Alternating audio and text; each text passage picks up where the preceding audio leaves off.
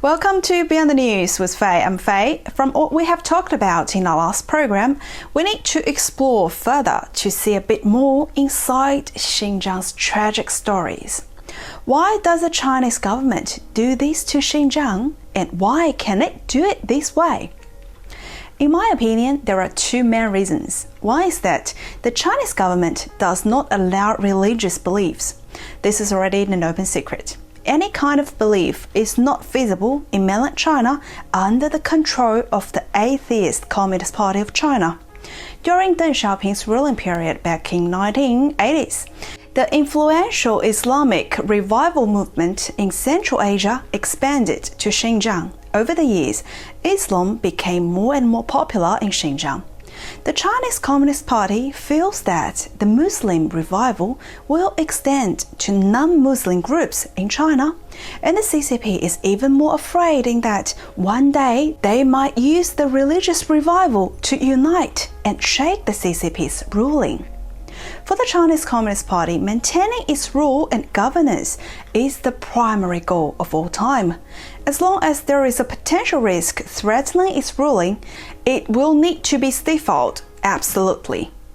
And the second reason, which I think is the main reason, that is Xinjiang's own rich natural resources can bring in huge income for the government.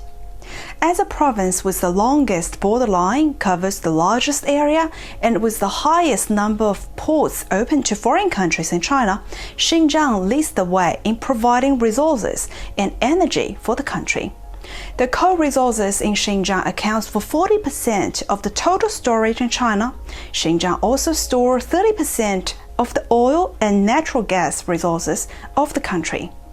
In addition, Xinjiang's superior geographical location, sitting at the center of the Euro-Asian continent, is a fortress for the Chinese Communist Party's global ambitions.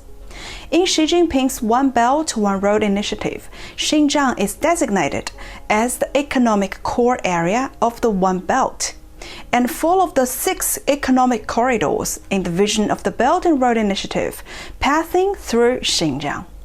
More than 70% of the China-Europe express trains covering 50 cities in 15 countries of the Europe and Asia are using Xinjiang's border service.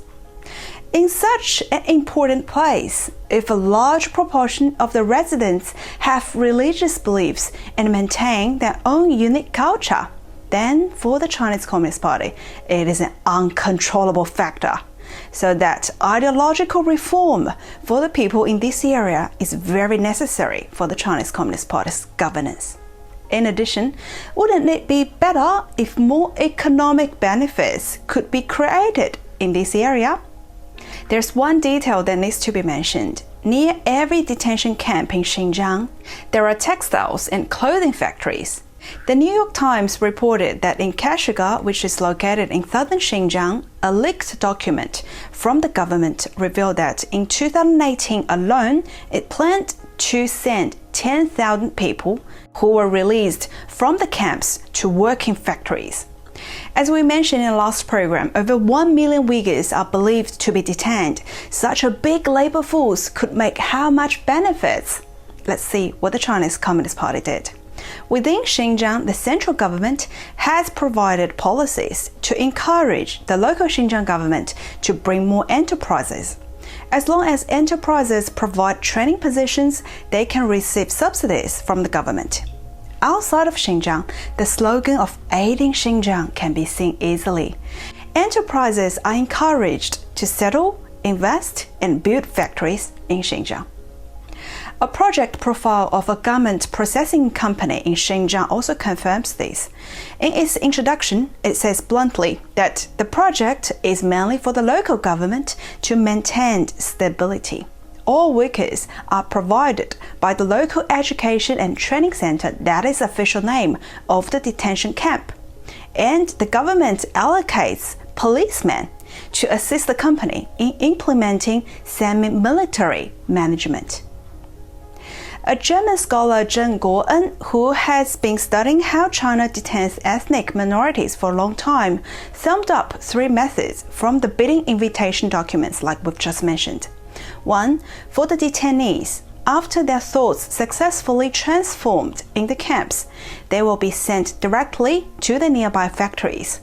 2. Targeting ethnic minorities in the villages and arranging for concentrated employment after they have been sent to transform thoughts at camps. 3. For women who are working at the factories, there will be kindergartens set up next to the factories so that when women go to work, children can receive correct ideological education, namely brainwashing. Once the People's Daily, a mouthpiece of the Communist Party of China, listed a series of textile companies from other places that have entered Xinjiang.